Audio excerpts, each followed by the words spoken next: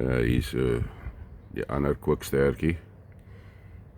Kom vreet ook nou.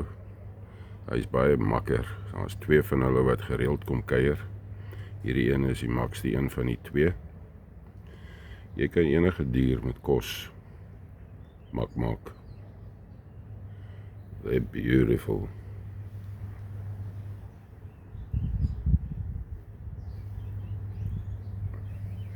Gaan kyk hoe naby ek kan kom voordat hy vlieg.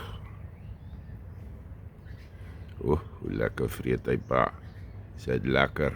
Ja. Lieflike wintersoggend.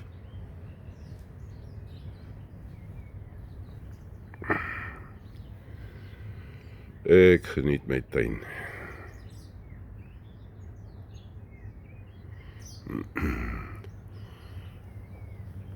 Die tuin is natuurvriendelik. Hierso is my torrelduwe wat ook kom happie soek. Hier het ek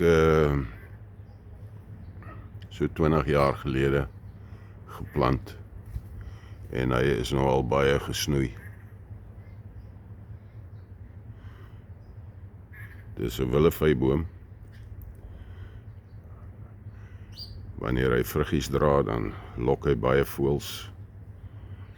En ek is veral mal daaroor as die